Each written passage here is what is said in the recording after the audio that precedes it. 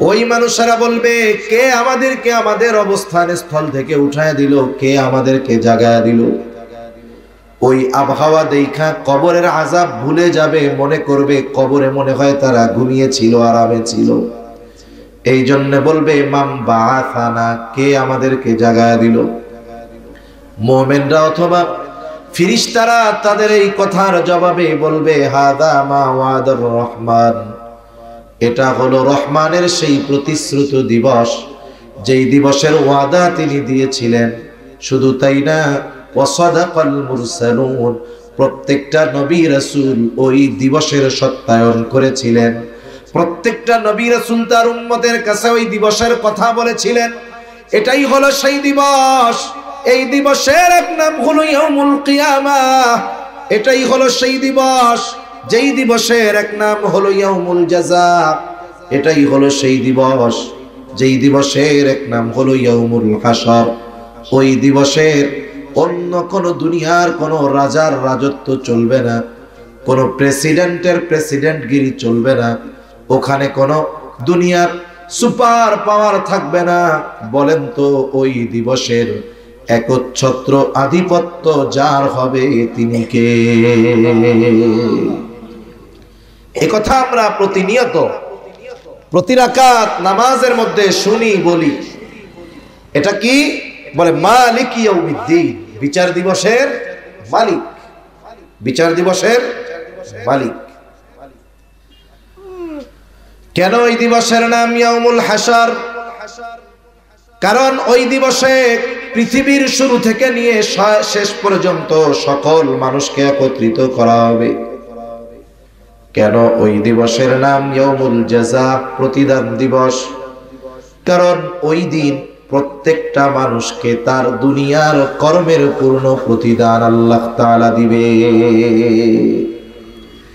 সকল চিন্তা, ভয়, ভীতি মানুষের মধ্যে এতটা কাজ করবে যে মানুষ যখন উঠবে বিবস্ত্র অবস্থায় উঠবে, কিন্তু টেনশনে একজন আরেকজনের দিকে তাকাবে না।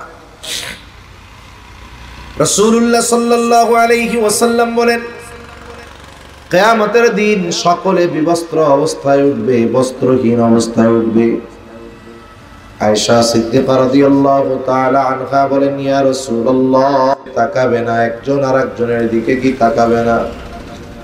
নবীজি বলেন, আয়েশা, মানুষ এতটা ভীত চিন্তিত থাকবে যে একজন আরেকজনের দিকে তাকানোর বিষয়টা কল্পনাও করবে না। ওটা সেই দিবস যেই দিবসে আমার আপনার কর্মের পূর্ণ প্রতিদান দিবেন কে? আল্লাহ। একটা জিনিস আমাদেরকে মনে রাখতে হবে, দুনিয়াতে একটা মানুষ যত খারাপ কাজ করুক না কেন, ওই খারাপ কাজের কিছু শাস্তি হয়তো সে দুনিয়ায় পায়, কিন্তু তার ওই মন্দ কাজের পূর্ণ প্রতিদান সে দুনিয়াতে পায় না। তাকে তার মন্দ কাজের তাকে তার পাপের পূর্ণ প্রতিদান দেওয়া হবে কিয়ামতের দিন। দুনিয়াতে একটা মানুষ যত ভালো কাজ করুক না কেন, সে তার ভালো কাজের পূর্ণ প্রতিদান দুনিয়াতে পায় না। হয়তো সামান্য কিছু আল্লাহ তাআলা তাকে দেন, কিন্তু তার ভালো কাজের পূর্ণ প্রতিদান আল্লাহ তাআলা তাকে কিয়ামতের দিন দিবে। এই জন্য ওই দিবসের নাম হলো ইয়াউমুল জাযা, প্রতিদান দিবস, পূর্ণ প্রতিদান দিবস। এই কথা আল্লাহ তাআলা কোরআনুল কারীমের মধ্যে বলেন। আল্লাহ তাআলা বলেন, ওয়া ইন্নামা তুওয়াফাউনা উজুরাকুম ইয়াউমাল কিয়ামাহ ফামান যুহজিহা আনিন নার ওয়া উদখিলাল জান্নাতা ফাকাদ ফাজ। আল্লাহ তাআলা বলেন, ওয়া ইন্নামা তুওয়াফাউনা উজুরাকুম ইয়াউমাল কিয়ামাহ, কিয়ামতের দিন তোমাদেরকে তোমাদের দুনিয়ার কর্মের পূর্ণ প্রতিদান দেওয়া হবে। শুনে রাখো, ফামান যুহজিহা আনিন নার, ওই দিন যাকে আগুন থেকে বাঁচানো হবে তথা জাহান্নাম থেকে বাঁচানো হবে, ওয়া উদখিলাল জান্নাতা ফাকাদ ফাজ, আর যাকে জান্নাতে প্রবেশ করানো হবে। আল্লাহ তাআলা বলেন, জাহান্নাম থেকে বাঁচানো হবে, জান্নাতে প্রবেশ করানো হবে, ফাকাদ ফাজ, ওই লোকটাই আসল সফল হয়ে যাবে। আজ থেকে নিয়ে 100 বছর পর আমরা এ দুনিয়াতে আর কেউ থাকবো না। এ দুনিয়া থেকে আমাদের সকলকে চলে যেতে হবে। একটা মানুষ যখন মারা যায়, আমাদের অঞ্চলে মানুষ মারা যাওয়ার পরে ওই ব্যক্তির মৃত্যুর খবর মাইকে প্রচার করা হয়। আপনাদের এদিকে করে? কি বলে? বলে অমুক এলাকার অমুক আজ বিকাল 5 ঘটিকায় অথবা সন্ধ্যা 7 ঘটিকায় ইন্তেকাল করিয়াছে। মরহুমের নামাজে জানাজা আগামীকাল সকাল 9টায় অমুক স্কুল মাঠে অনুষ্ঠিত হবে। অতএব সকল ধর্মপ্রাণ মুসলমানদেরকে মরহুমের জানাজায় শরীক হওয়ার জন্য বিশেষভাবে অনুরোধ করা গেল।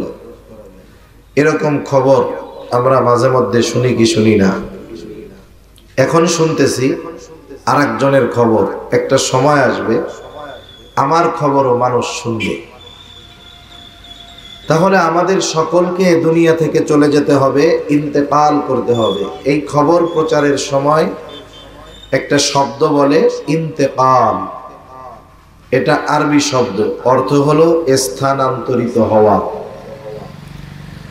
স্থানান্তরিত হওয়া মানে মাঝে মধ্যে যেহেতু আপনারা থানা শহরে একটা প্রপার লেভেলে মাঝে মধ্যে বিভিন্ন অফিস, বিভিন্ন শোরুম, বিভিন্ন দোকান স্থানান্তর হয় কি হয় না? মনে করেন এক মার্কেটে একটা অফিস ছিল, ওইটা স্থানান্তর হয়ে আরেক বিল্ডিং এ চলে গেছে। তখন ওই পুরাতন বিল্ডিং এর সামনে বড় ব্যানার লাগিয়ে দেয় যে এই অফিস স্থানান্তর করা হয়েছে ওই বিল্ডিং এ বা অমুক জায়গায়। আসলে বাস্তবতা হলো আমরাও ইন্তেকাল তথা স্থানান্তর হই। আমাদের সব কিছু শেষ হয়ে যায়, বিষয়টা এমন নয়। মৃত্যুর মাধ্যমে সব কিছু শেষ হয় না, বরং মৃত্যুর মাধ্যমে একটা অবস্থানের একটা স্টেপ শেষ হয়, নতুন আর একটা স্টেপ শুরু হয়। কথা বুঝতেছেন তো আপনারা? আবার বাজার কেন্দ্রিক প্রোগ্রামগুলোয় অধিকাংশ সময় মানুষ এই ঠান্ডার কারণে আসতে চায় না। চিন্তা করে আমরা দোকানে বসে আরামে কম্বলের মধ্যে বসে বসে শুনি। আবার এখনকার সিস্টেম তো ত্রিপল বিছাইলে ঠান্ডাই লাগে। আগে এক সময় দেখতাম হোগলার পার্টি, চিনেন? মাহফিলগুলোর মধ্যে হোগলার পার্টি দিলে মোটামুটি বসে শান্তি হয়। গ্রামে আবার সিস্টেম আছে, খড় আছে, খেড় বা খড়, নাড়া, অনেকে অনেক শব্দ বলে। ওইগুলো বিছায়া দিলেও বসে খুব আরাম হয়, কারণ জায়গা গরম হইলে তো আর ভালো লাগে না, আর তখন ভালো লাগে। গরম না হইলে বসে থাকতে কষ্ট হয়। তাই একটু মেহরবানি করে দিনের জন্য কষ্ট করি, আল্লাহ তাআলা ইনশাআল্লাহ উত্তম প্রতিদান দিবে। যারা শুনতেছে এরাও উপকৃত হচ্ছে, কোনো সন্দেহ নাই। কিন্তু যারা এখানে বসে শুনতেছে এরা স্পেশালি উপকৃত হইতেছে, এ ব্যাপারেও কোনো সন্দেহ নেই। কারণ এই সমস্ত দ্বীনি মজলিসের ব্যাপারে হাদিসের মধ্যে আসছে, সহিহ হাদিস, কোনো সন্দেহ নেই যে এই মজলিসগুলোর চতুর্দিকে রহমতের ফিরিস্তারা বেষ্টনী দিয়ে থাকে। আবার এই বেষ্টনীর মধ্যে যারা অবস্থান করে তাদের উপরে আল্লাহ তাআলার পক্ষ থেকে বিশেষ সাকিনা, রহমত নাজিল হয়। সুবহানাল্লাহ বলি। এই মজলিসের মধ্যে যারা আছে এরা এখানে এসে বসার কারণে আল্লাহ তাআলা তাদের সগীরা গুনাহগুলো মাফ করে দেয়। একজন মুমিন, হাদিসের মধ্যে আসছে, মুসলিম শরীফের হাদিস, একজন মুমিন সে যদি কোনো কষ্ট পায়, এই কষ্টের কারণে তার গুনাহ মাফ হয়। সে যদি একটু কাটার আঘাত পায়, এই জন্য আল্লাহ তাআলা তার গুনাহ মাফ করে দেয়। চলতে গেছে, একটু ধাক্কা খেয়ে পড়তে গেছে, এই যে কষ্ট হয়েছে, এর কারণেও তার গুনাহ মাফ হয়। দেখেন এমনিই চলতেছে, বাজারে যাচ্ছে মুমিন, পড়ে যাইতে গেছে, এই যে ধাক্কাটা লাগলো, ব্যথা পাইলো, এর কারণে সে যদি নেক পাইতে পারে, গুনাহ মাফ হতে পারে।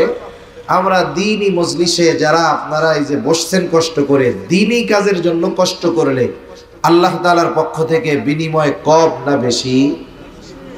আল্লাহ তাআলা চাইলে অতি অতি বেশি আমাদেরকে দিতে পারে। তা এ দুনিয়াতে আমরা কেউ থাকবো না, মূলত আমরা নিঃশেষ হয়ে যাই না, আমরা স্থানান্তরিত হই। আসলে আমি কে আর আপনি কে? আমাদের মূল কি? মানুষ যখন মারা যায় তখন কি বলে? অমুকে ইন্তেকাল করছে, আব্দুর রহিম মারা গেছে, আব্দুর রহিম ইন্তেকাল করছে। আসলে আব্দুর রহিমটা কি? এই স্ট্রাকচার, এই বডিটা কিন্তু আব্দুর রহিম নয়। কারণ যখন মূল আব্দুর রহিমের সত্তা আমার আপনার থেকে বের হয়ে যায়, রূহটা যখন বের হয়ে যায়, তখন এই বডিটার নাম আরবিতে বলে লাশ, মানে লা শাইউন ফি, যার মধ্যে কিছুই নাই। মনে করেন এখানে অনেকে আসছেন, মাহফিল শুনতেছেন, অনেকে হয়তো কর্মজীবী ব্যবসায়ী, সারাদিন ব্যস্ততার পরে মাহফিল শুনতেছে।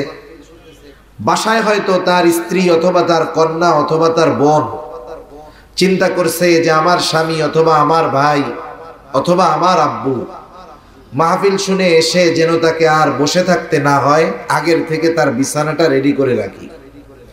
সুন্দর মতো বিছানা ঝেড়ে মুছে পরিষ্কার করে সুন্দর দামি কম্বল টম্বল দিয়ে রেডি করে রাখছে, যাতে আপনি গিয়েই শুয়ে পড়তে পারেন। আপনার জন্য সব প্রস্তুত। আল্লাহ না করুন ওই লোকটা এখান থেকে আর বাসায় যাইতে পারলো না, এখানে সে মারা গেল, কি বলেন? ওই মা, ওই কন্যা, ওই স্বামী বলবে নাকি যে যেহেতু ওর জন্যই তো বিছানা বানাইছিলাম, লাশ তাতে কি, এই রাতটা বিছানার উপরে কম্বল গায়ে দিয়ে শোয়া রাখি। মা যত মোহাব্বত করুক এই কাজটা করবে না, বাবা যত মোহাব্বত করুক এই কাজটা করবে না, কন্যা যত মোহাব্বত করুক এই কাজটা করবে না, স্ত্রী যতই মোহাব্বত করুক বলবে না আজ রাতটা তার লাশ, বডি, এই বডিটাই তো কত দাম ছিল আমার কাছে, এই চেহারাটা দেখার জন্যই তো আমি কত রাত জেগে থাকতাম, এই মানুষটার এই স্ট্রাকচারটা বাহিরে থাকলে আমি কত টেনশনে থাকতাম, তা আজকে রাতটা বিছানাই থাক। বলেন তো রাখবে নাকি? একটু কথা বলেন না, রাখবে? বাস্তবতা এটাই। কেন রাখবে না? হাত আছে, পা আছে, চোখ আছে, কান আছে, সবই তো আছে, কিন্তু যেটা আসল সেটা আমার আপনার থেকে বিচ্ছিন্ন হয়ে গেছে। ওইটা রূহ, কিন্তু ওটাই হলো আমাদের মূল। এই রূহ শুধু বারবার জায়গা চেঞ্জ করে। একটা সময় এই রূহ জায়গা চেঞ্জ করতে করতে এই রূহের অনন্তকালের অবস্থান স্থলে সে চলে যাবে। তবে কোন রূহটার অনন্তকালের বাসস্থান জান্নাত হবে, কোন রূহটার অনন্তকালের বাসস্থান জাহান্নাম হবে, সেটা নির্ভর করে এই দুনিয়ায় রূহ যতদিন ছিল এই দুনিয়ায় অবস্থানকালের কর্মের উপরে নির্ভর করে এই রূহ হয়তো জান্নাতি হবে, না হয় জাহান্নামী হবে। এখন আসেন, ইন্তেকালের মাধ্যমে মানুষ নতুন এক জগতে পদার্পণ করে। শুরুতে আমরা ছিলাম রূহের জগতে। আল্লাহ তাআলা আদম আলাইহিস সালামের পৃষ্ঠদেশ তথা পিঠ থেকে কিয়ামত পর্যন্ত যত মানুষ আসবে, এসেছে, আছে, সব মানুষের রূহ আল্লাহ তাআলা একত্রে বাহির করেছেন। আমরা রূহের জগতে ছিলাম। এরপরে আল্লাহ তাআলা অল্প কিছু কালের জন্য আমাদেরকে আলমে বতন, আলমে রূহ থেকে স্থানান্তর করে আলমে বতন তথা মায়ের পেটের মধ্যে কিছু কাল আল্লাহ তাআলা আমাদের রেখেছেন। এরপরে মায়ের পেট থেকে আমরা যেই জগতে এসেছি এটাকে বলা হয় আলমে দুনিয়া, দুনিয়ার জগৎ। এই দুনিয়ার জগতে আমরা কিছুকাল অবস্থান করলাম। দুনিয়ার জগতে কিছুকাল অবস্থান করার পরে এরপরে আমাদের ঠিকানা হলো আলমে বরজখ তথা কবর জগৎ বা লোকচক্ষুর অন্তরালের এক জগৎ। এই জগৎটাতে আমাদের থাকতে হবে লম্বা কাল। দুনিয়ার জগতে 60 বছর 70 বছর, কিন্তু আলমে বরজখের অবস্থান, যেই মানুষটা এই পৃথিবী থেকে সর্বশেষ ইন্তেকাল করবে, আলমে বরজখের বাসিন্দা হবে, তাকেও কমপক্ষে 40,000 বছর আলমে বরজখে থাকতে হবে। এই ওয়েটিং রুম দীর্ঘ সময়। একটা মানুষ যদি দুনিয়ায় ভালো কাজ করে তাহলে তার আলমে বরজখ শান্তিময় হবে। একটা মানুষ যদি দুনিয়াতে মন্দ কাজ করে, খারাপ কাজ করে, গুনার কাজ করে, তার আলমে বরজখ এই লম্বা সময়টাও তার জন্য বড় কষ্টের হবে। আর এই কষ্টটার পরিমাপ মাত্রা কতটুকু, জাহান্নামের হিসাব তো অকল্পনীয়, জান্নাতের নেয়ামতের বিষয়টা অকল্পনীয়। কিন্তু যারা আলমে বরজখে কষ্টে থাকবে, এদের কষ্টটা কেমন হবে? যে কষ্টে থাকবে ও মনে করবে এটাই মনে হয় জাহান্নাম, কারণ এর চাইতে কঠিন শাস্তি আর কোনো কিছুই হতে পারে না। আবার যেই লোকটা কবরে তথা আলমে বরজখে শান্তিতে থাকবে, ও মনে করবে এটাই মনে হয় জান্নাত, কারণ এর চাইতে আরামদায়ক শান্তিদায়ক আর কোনো কিছুই হতে পারে না। কিন্তু ফেরেশতারা তাকে জানাবে যে না, এটা তোমার অনন্তকালের চূড়ান্ত বাসস্থান নয়, আর এটা জান্নাত নয়, বরং আল্লাহ তাআলা এর চাইতে কল্পনাতীত নিয়ামত তোমার জন্য জান্নাতে রেখে দিয়েছেন। নিয়ামতটা কেমন মানুষ কল্পনা করতে পারে না। قال رسول الله صلى الله عليه وسلم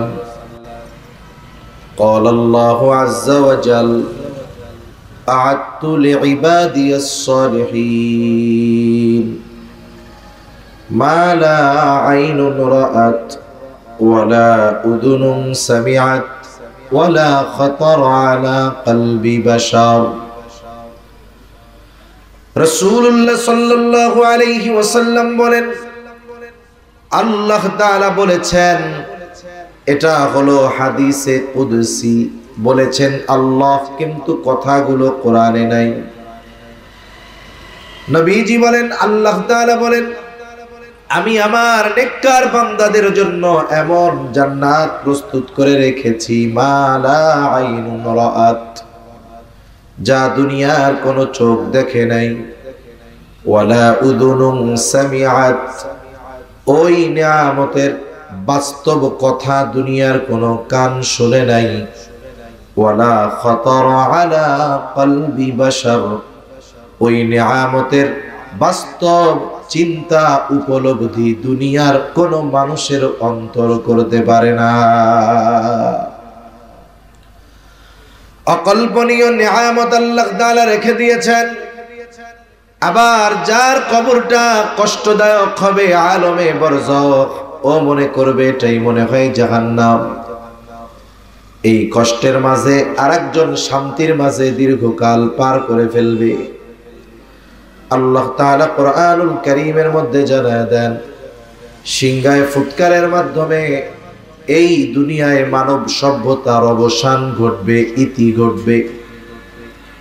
আল্লাহ তাআলা বলেন, ওয়ানুফিখা ফিস সূরি ফাসাইকা মান ফিস সামাওয়াতি ওয়া মান ফিল আরদ ইল্লা মান শাআল্লাহ সুম্মা নুফিখা ফীহি উখরা فإذا هم قيام ينظرون। আল্লাহ তাআলা বলেন, প্রথমবার সিংহায় যখন ফুৎকার দেওয়া হবে, ফাসাইকা মান ফিস সামাওয়াতি ওয়া মান ফিল আরদ, আসমান জমিনের মাঝে যা কিছু আছে আল্লাহ তাআলা যেগুলো চান সেগুলো ছাড়া সব প্রাণী, সব প্রাণ, সব মানুষ ওই আওয়াজে প্রথমে অজ্ঞান হয়ে যাবে। মুফাসসিরিনে কেরাম বলেন, প্রথমে অজ্ঞান হবে, এরপরে তাদের ইন্তেকাল হবে তথা তারাও মৃত্যুবরণ করবে। এর মাধ্যমে সর্বশেষ মানুষটাও আলমে বরজখের বাসিন্দা হয়ে যাবে। গোটা দুনিয়াতে আর একটা মানুষ অবশিষ্ট থাকবে না। এক সিংহায় ফুৎকারের মাধ্যমে মানব সভ্যতার, মানব জাতির অবসান হলো। দ্বিতীয় আরেকটা সিংহায় ফুৎকারের মাধ্যমে আবার আমাদেরকে পুনরুজ্জীবিত করা হবে। তবে এই দুই সিংহায় ফুৎকারের মাঝে ব্যবধান কত বছরের? হাদিসের মধ্যে আসছে, আবু হুরায়রা রাদিয়াল্লাহু তাআলা আনহু থেকে বর্ণিত, তিনি বলেন, দুই সিংহায় ফুৎকারের ব্যবধান, প্রথমবার সিংহায় ফুৎকারের 40 পর দ্বিতীয়বার সিংহায় ফুৎকার দেওয়া হবে। নবীজি বলছেন, জিজ্ঞাসা করা হলো, ইয়া রাসূলুল্লাহ, 40 দিন পর নবীজি বললেন না, 40 সপ্তাহ পর না, 40 মাস পর না, 40 বছর পর না, এই ধারাবাহিকতায় সর্বশেষ প্রশ্নটা হতে পারত 40,000 বছর নাকি। এই দৃষ্টিকোণ থেকে মুফাসসিরিনে কেরাম বলেন, দুই সিংহায় ফুৎকারের মাঝে ব্যবধান হবে কমপক্ষে 40,000 বছর। এই আলোকে যেই লোকটা সবচাইতে কম সময় আলমে বরজখে থাকবে, তার আলমে বরজখে অবস্থানের মেয়াদ কাল হবে কমপক্ষে 40,000 বছর। তাহলে আলমে বরজখে আমাদের অবস্থান হবে দীর্ঘকাল, তবে অনন্তকাল নয়। দ্বিতীয়বার সিংহায় ফুৎকারের মাধ্যমে মানুষ আবার পুনরায় পুনরুজ্জীবিত হবে। আল্লাহ তাআলা বলেন, সুম্মা নুফিখা ফীহি উখরা ফাইযা হুম কিয়ামুন ইয়ানদুরুন। আল্লাহ তাআলা বলেন, অতঃপর যখন আবার সিংহায় ফুৎকার দেওয়া হবে, প্রত্যেকে প্রত্যেকের অবস্থান স্থল থেকে উঠে দাঁড়িয়ে যাবে। ফাইযা হুম কিয়ামুন ইয়ানদুরুন, শুধু দাঁড়িয়ে যাবে তা নয়, ডানে বামে তাকায় দেখতে থাকবে কি হচ্ছে এগুলা। সূরা জিলজালের মধ্যে আল্লাহ তাআলা বলেন, ইযা জুলজিলাতিল আরদু জিলজালাহা ওয়া আখরাজাতিল আরদু আথকালাহা ওয়া ক্বালাল ইনসানু মা লাহা। যখন পৃথিবী প্রচন্ড বেগে প্রকম্পিত হবে, তখন কি হবে? ওয়া আখরাজাতিল আরদু আথকালাহা, জমিনের মধ্যে যত ভারী জিনিস ছিল সে সবগুলোকে উগরিয়ে দিবে, বের করে দিবে। ভারী জিনিসগুলো কি হতে পারে? মুফাসসিরিন ইকরাম বলেন, হয়তো মানুষের দেহ অথবা মাটির তলে যত খনিজ পদার্থ আছে, স্বর্ণ আছে, আর অনেক কিছু আছে, এগুলো উগরিয়ে দিবে। এগুলো দুনিয়ার সম্পদ, এগুলোর জন্যই দুনিয়ার মানুষ সব কিছু করে। আর যখন দেখবে এইগুলা ওইভাবে জমিন উগরিয়ে দিচ্ছে, মানুষেরা বলা বলি করবে, হায় রে, এগুলো কি হচ্ছে, এগুলো কি হচ্ছে। তাকায়া দেখবে আর বলবে এগুলো হচ্ছেটা কি। ফাইদা হুম কিয়ামুন ইয়ানদুরুন, দাঁড়ায়া যাবে এবং দেখতে থাকবে কি হচ্ছে এগুলো। আল্লাহ তাআলা কোরআনুল কারীমের আরেক জায়গায় বলেন, ওয়া নুফিখা ফিস সূরি ফাইদা হুম মিনাল আজদাসি ইলা রাব্বিহিম ইয়ানসিলুন।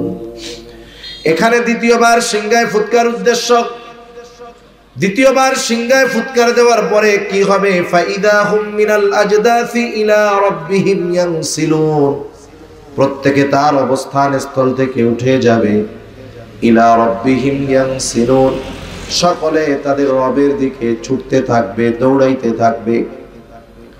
যার কবরে আযাব ছিল তথা আলমে বরজখে যে শাস্তিতে ছিল, যেটাকে সে জাহান্নাম মনে করেছিল, ওই ব্যক্তিও দ্বিতীয়বার সিংহায় ফুৎকার দেওয়ার পর যখন হাসরের ময়দানে উঠবে, কিছুই হয় নাই, শুধু উঠবার পর হাসরের ময়দানের থমথমে ভাব দেখে ওই লোকটা তার আলমে বরজখে আযাবের কথা মুহূর্তের মধ্যে ভুলে যাবে।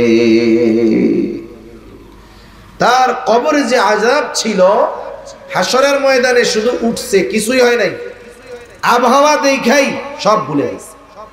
মাঝে মধ্যে এই বৈশাখ মাস যখন আসবে, বৈশাখ মাসে আমরা মাঝে মধ্যে কি দেখি? হঠাৎ করে ভর দুপুরে চতুর্দিকে এমন কালো মেঘ হয়ে যায়, কেমন যেন মনে হয় সন্ধ্যা নেমে গেছে।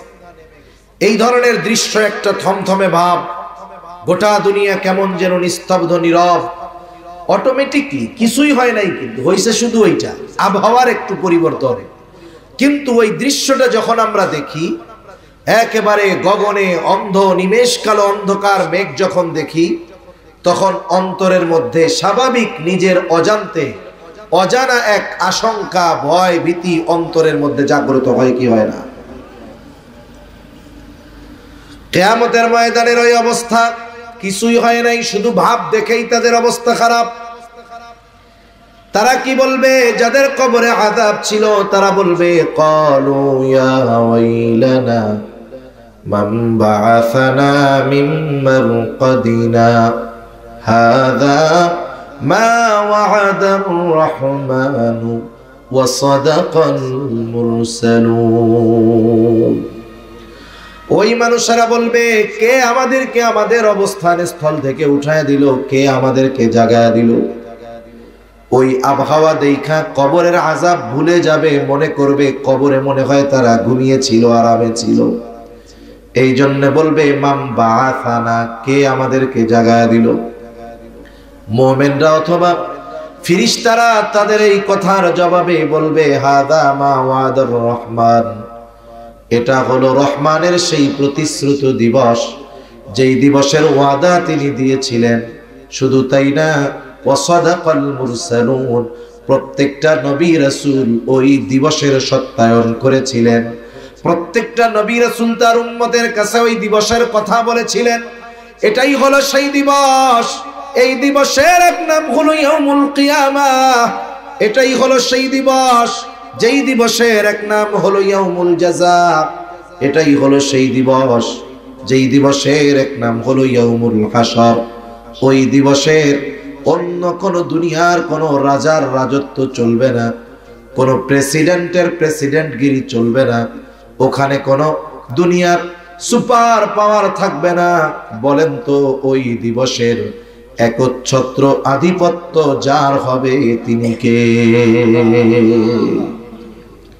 একথা আমরা প্রতিনিয়ত প্রতি রাকাত নামাজের মধ্যে শুনি, বলি। এটা কি বলে? মালিক ইয়াউমিদ্দিন, বিচার দিবসের মালিক, বিচার দিবসের মালিক। কেন ওই দিবসের নাম ইয়াউমুল হাসর? কারণ ওই দিবসে পৃথিবীর শুরু থেকে নিয়ে শেষ পর্যন্ত সকল মানুষকে একত্রিত করা হবে। কেন ওই দিবসের নাম ইয়াউমুল জাযা, প্রতিদান দিবস? কারণ ওই দিন প্রত্যেকটা মানুষকে তার দুনিয়ার কর্মের পূর্ণ প্রতিদান আল্লাহ তাআলা দিবে। সকল চিন্তা, ভয়, ভীতি মানুষের মধ্যে এতটা কাজ করবে যে মানুষ যখন উঠবে, বিবস্ত্র অবস্থায় উঠবে, কিন্তু টেনশনে একজন আরেকজনের দিকে তাকাবে না। রাসূলুল্লাহ সাল্লাল্লাহু আলাইহি ওয়াসাল্লাম বলেন, কিয়ামতের দিন সকলে বিবস্ত্র অবস্থায় উঠবে, বস্ত্রহীন অবস্থায় উঠবে। আয়েশা সিদ্দিকা রাদিয়াল্লাহু তাআলা আনহা বলেন, ইয়া রাসূলুল্লাহ, তাকাবে না একজন আরেকজনের দিকে কি তাকাবে না? নবীজি বলেন, আয়েশা, মানুষ এতটা ভীত চিন্তিত থাকবে যে একজন আরেকজনের দিকে তাকানোর বিষয়টা কল্পনাও করবে না। ওটা সেই দিবস যেই দিবসে আমার আপনার কর্মের পূর্ণ প্রতিদান দিবেন কে? আল্লাহ। একটা জিনিস আমাদেরকে মনে রাখতে হবে, দুনিয়াতে একটা মানুষ যত খারাপ কাজ করুক না কেন, ওই খারাপ কাজের কিছু শাস্তি হয়তো সে দুনিয়ায় পায়, কিন্তু তার ওই মন্দ কাজের পূর্ণ প্রতিদান সে দুনিয়াতে পায় না। তাকে তার মন্দ কাজের তাকে তার পাপের পূর্ণ প্রতিদান দেওয়া হবে কিয়ামতের দিন। দুনিয়াতে একটা মানুষ যত ভালো কাজ করুক না কেন, সে তার ভালো কাজের পূর্ণ প্রতিদান দুনিয়াতে পায় না। হয়তো সামান্য কিছু আল্লাহ তাআলা তাকে দেন, কিন্তু তার ভালো কাজের পূর্ণ প্রতিদান আল্লাহ তাআলা তাকে কিয়ামতের দিন দিবে। এই জন্য ওই দিবসের নাম হলো ইয়াউমুল জাযা, প্রতিদান দিবস, পূর্ণ প্রতিদান দিবস। এই কথা আল্লাহ তাআলা কোরআনুল কারীমের মধ্যে বলেন। আল্লাহ তাআলা বলেন, ওয়া ইন্নামা তুওয়াফাউনা উজুরাকুম ইয়াউমাল কিয়ামাহ ফামান যুহজিহা আনিন নার ওয়া উদখিলাল জান্নাতা ফাকাদ ফাজ। আল্লাহ তাআলা বলেন, ওয়া ইন্নামা তুওয়াফাউনা উজুরাকুম ইয়াউমাল কিয়ামাহ, কিয়ামতের দিন তোমাদেরকে তোমাদের দুনিয়ার কর্মের পূর্ণ প্রতিদান দেওয়া হবে। শুনে রাখো, ফামান যুহজিহা আনিন নার, ওই দিন যাকে আগুন থেকে বাঁচানো হবে তথা জাহান্নাম থেকে বাঁচানো হবে, ওয়া উদখিলাল জান্নাতা ফাকাদ ফাজ, আর যাকে জান্নাতে প্রবেশ করানো হবে, আল্লাহ তাআলা বলেন জাহান্নাম থেকে বাঁচানো হবে, জান্নাতে প্রবেশ করানো হবে, ফাকাদ ফাজ, ওই লোকটাই আসল সফল হয়ে যাবে। তাহলে দুনিয়ার কর্ম, পদ, পদবী, ক্ষমতা এগুলার সাথে বাস্তবিক সফলতার ন্যূনতম কোনো সম্পর্ক না। একজন মানুষ দুনিয়ার সবচাইতে বড় অর্থের মালিক হয়ে গেল, সবচাইতে বড় ধনী হয়ে গেল, তার এই সফলতার মেয়াদ কতটুক? চোখ বুজার আগ পর্যন্ত। চোখ বুঝছে তো এই সফলতা, এরপরে একটুও তার কোনো কাজে আসবে না। এ দুনিয়ার পুরা দুনিয়ার বাদশাহী পেয়ে গেল সে, একটা দেশের না, গোটা ওয়ার্ল্ডের পাওয়ার তার হাতে চলে আসছে, ক্ষমতা চলে আসছে। এই লোকটা এই ক্ষমতা কতটুকু সফল? চোখ বন্ধ হবে তো সব শেষ, ঠিক কিনা বলেন? কিন্তু অনন্তকালের সফল যে, তার সফলতার শুরু আছে কিন্তু শেষ নাই। অনন্তকালে ব্যর্থ যে, তার ব্যর্থতার শুরু আছে, শেষ নাই। বরং দুনিয়াতে মানুষ ব্যর্থ হওয়ার পরেও আবার পুনরায় সফলতার জন্য উঠে দাঁড়াতে পারে। অনেক সময় বলে না, ফেইলার ইজ দ্য, কি জানি ইংরেজি একটা আছে না, পিলার অফ সাকসেস।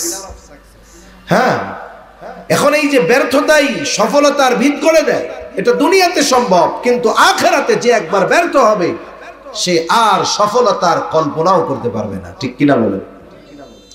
সেজন্য আমাদেরকে মূলত দুনিয়াতে যা হয় হোক, আখিরাতে সফল হওয়ার কর্মগুলো দুনিয়াতে করতে হবে। কারণ দুনিয়ার কর্মের উপরেই আখিরাতের সফলতা ব্যর্থতা নির্ভর করতেছে। আপনি দুনিয়া করেন, লিগ্যাল ওয়েতে করেন, কোনো সমস্যা নাই। আপনি ব্যবসা করেন, ভালো কাজ, লিগ্যাল ওয়েতে করেন, নীতি নৈতিকতা, সত্যবাদিতা, আমানতদারিতা ঠিক রেখে করেন, কোনো অসুবিধা নেই। বরং আপনি মানুষের কল্যাণে যদি চিন্তা করেন যে সকলে ভেজাল খাওয়ায়, আমি মানুষকে পিওরটা খাওয়াবো, এটা ইবাদত হবে, বিজনেস হবে, সাথে সাথে আপনার প্রফিট হবে, লাভ হবে, ঠিক কিনা?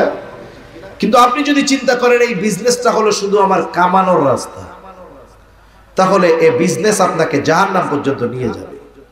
আপনি সমাজে সম্ভ্রান্ত সম্মানিত মানুষ হয়েছেন, পাওয়ার পেয়েছেন, বড় চাকরি পেয়েছেন, আপনি আপনার এই ক্ষমতাটাকে ভালো কাজে লাগান। আপনি যদি এটাকে নিজের আখের গোছানোর চিন্তা করেন যে আমার সম্পদের পাহাড় গড়ার একটা সুযোগ হলো, দুর্বলের উপরে জুলুম করার সুযোগ হলো, তাহলে ওই পাওয়ার, ওই ক্ষমতা আপনাকে জাহান্নাম পর্যন্ত পৌঁছায়া দিবে, এ ব্যাপারে কোনো সন্দেহ নাই। সেজন্য এই দুনিয়াতেই আমাদেরকে অনন্তকালের সফলতার বীজ বপন করতে হবে। ওই দিন আল্লাহ তাআলা প্রতিদান দিবেন। কিয়ামতের ময়দানে কয়েকটা টাইম, কয়েকটা মুহূর্ত হবে যেই সময়ে মানুষেরা সকলে চিন্তিত থাকবে, ভীত থাকবে, একেবারে থান্ডার্ড হয়ে যাবে। কি হবে এরপরে? যেমন যখন পরীক্ষার ফলাফল ঘোষণার একেবারে চূড়ান্ত মুহূর্ত হয়, যে স্টুডেন্ট সে কতটা টেনশনে থাকে সে সেটা বুঝতে পারবে। কারণ সে জানে এখনই যেটা প্রকাশিত হবে এটাই আমার সফলতার খবর, এখনই যেটা প্রকাশিত হবে এটাই হয়তো বা হতে পারে আমার ব্যর্থতার খবর, ঠিক কিনা বলেন? দুনিয়ার ফলাফল প্রকাশের আগে কত টেনশন, যেই ফলাফল খারাপ হলেও নেক্সটে ভালো করার সুযোগ থাকে, কিন্তু আখিরাতের ময়দানে যখন ফলাফল খারাপের ঘোষণা আসবে, এটাকে রিকভারি করার কোনো সুযোগ মানুষের জন্য আর থাকবে না।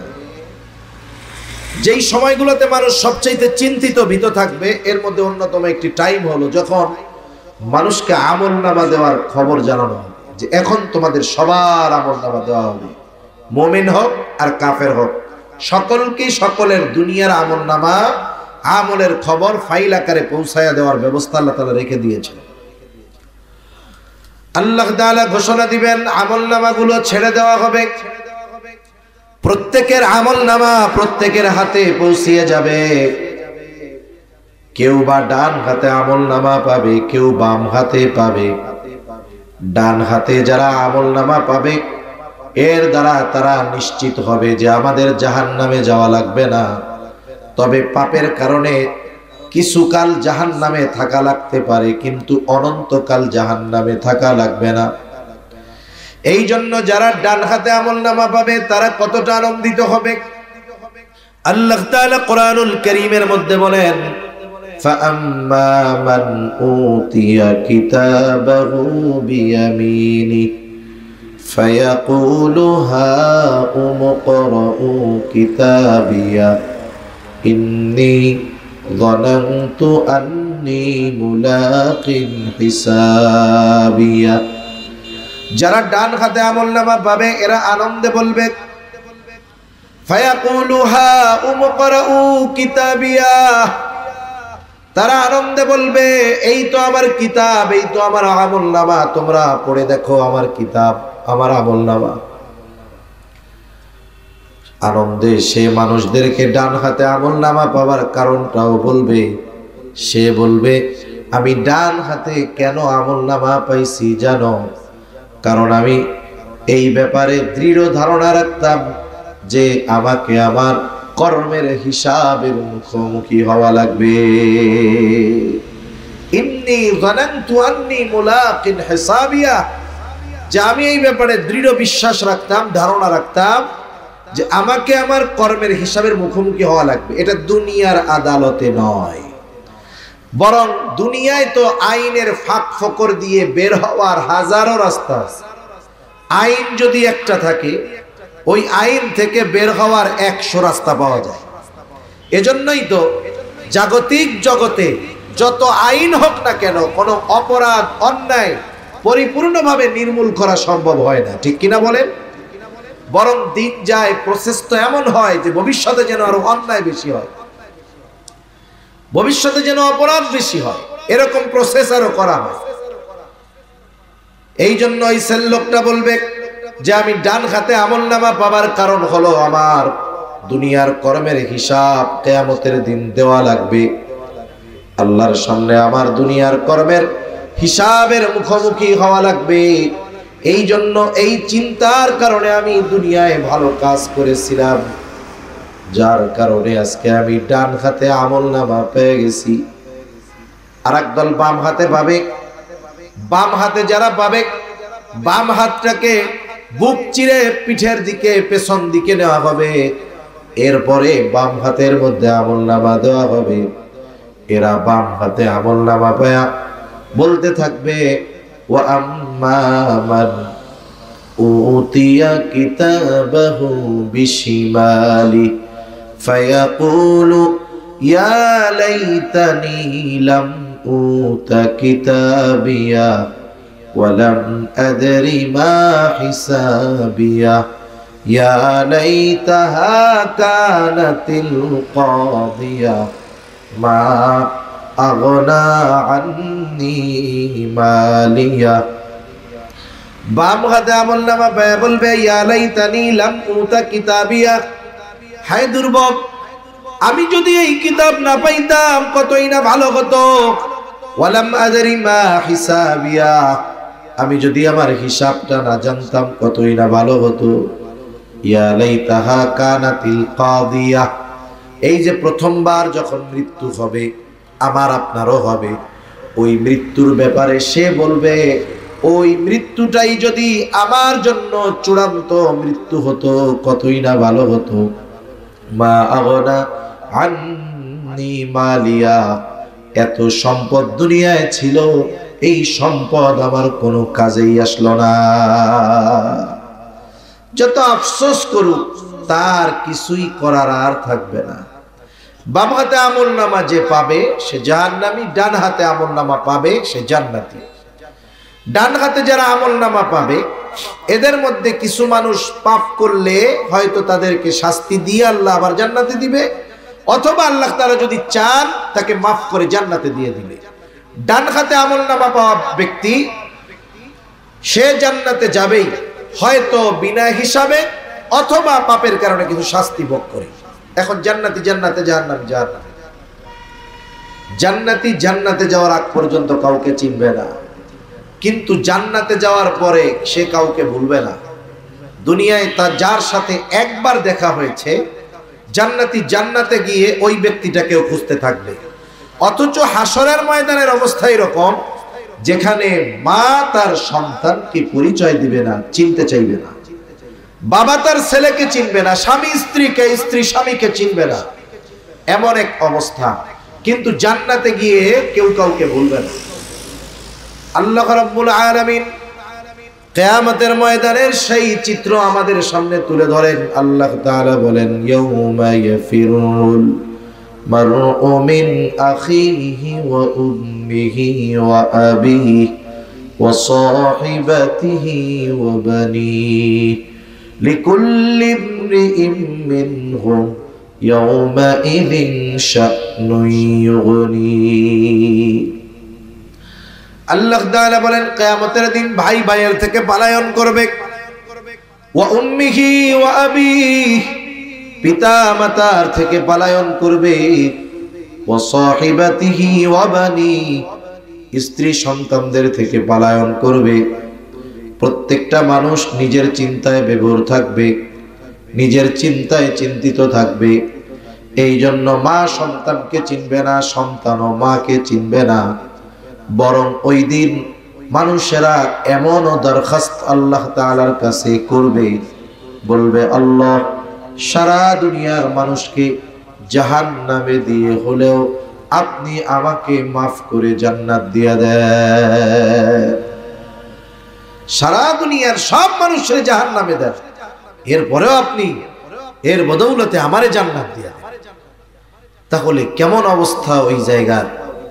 সব কথা তো আর কথা দিয়ে বোঝানো যায় না। কিছু জিনিস আছে যেটা প্র্যাকটিক্যালি উপলব্ধি করতে হয়, এটা বলে কখনো ওই বিষয়টা বোঝানো যায় না। ফলের স্বাদ ওয়াজ করে বোঝানো যাবে না। 15 ঘন্টা যদি কেউ ওয়াজ করে স্বাদ বুঝাইতে পারবে না, কিন্তু কিনা যদি খাওয়াই দেয় এমনিই বুঝবে। এখন আমরা বলতে পারতেছি, কিন্তু ওই মুহূর্তটা যে কত কঠিন, এটা চিন্তা করার মতো, ধারণ করার মতো জ্ঞান, ব্রেন আল্লাহ তাআলা আমাকে আপনাকে দেয় নাই। কিন্তু সতর্ক হওয়ার দরকার। এখন আল্লাহ তাআলা বলেন, বাম হাতে যে আমলনামা পাইলো, তার খারাপ কর্মের কারণে যেহেতু পাইছে, বাম হাতে আমলনামা যে পেল, তার ঠিকানা হলো জাহান্নাম। তার ঠিকানা কোথায় বলেন? জাহান্নাম। দুনিয়াতে কোনো মানুষ জাহান্নামে যাইতে চায় না, যদি শুধু সে নাস্তিক না হয়। যে নাস্তিক সে তো পরকাল অবিশ্বাস করে, কিন্তু যারা আস্তিক, যারা পরকাল মানে, মোটামুটি পৃথিবীর যত ধর্ম আছে সব ধর্মের মানুষ জান্নাত আর দোজখ এটা মোটামুটি ওই ধর্মের ভাষায় হইলেও মানে। হিন্দুদের যেমন স্বর্গ নরক, এরকম প্রত্যেক ধর্মই মানে। প্রত্যেক ধর্মের প্রত্যেকটা মানুষ জান্নাতে যেতে চায়, কেউ জাহান্নামে যেতে চায় না। আপনাদের মধ্যে 2-1 আছেন নাকি? না হুজুর, সবাই এক দলে যাবে কেন? আমি স্বতন্ত্র হই, জাহান্নামে যাই একটু। হ্যাঁ, স্বতন্ত্র খেলা সব জায়গাতে চলবে না। কেউ দুনিয়াতে জাহান্নামে যাইতে চায় না। বেনামাজিও জাহান্নামে যাইতে চায় না। সারা জীবন আল্লাহর নাফরমানি করছে, ওকেও জিজ্ঞাসা করবেন, ও জাহান্নামে যাইতে চায় না।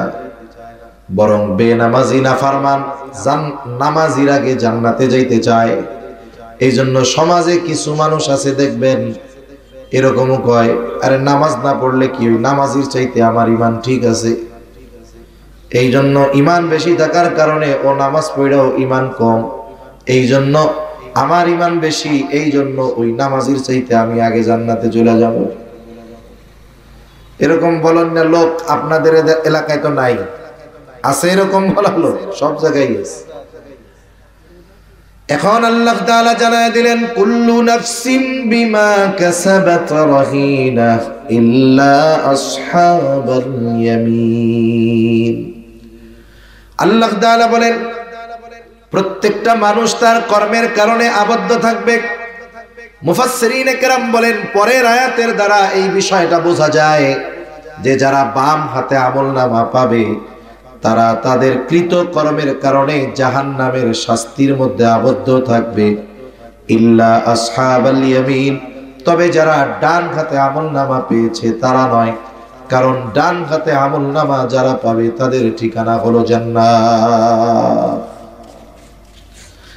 জান্নাতি এবার জান্নাতে যাবার পরে সকলের কথা মনে পড়বে, জান্নাতে গিয়ে দুনিয়ার বন্ধু বান্ধবকে খুঁজবে,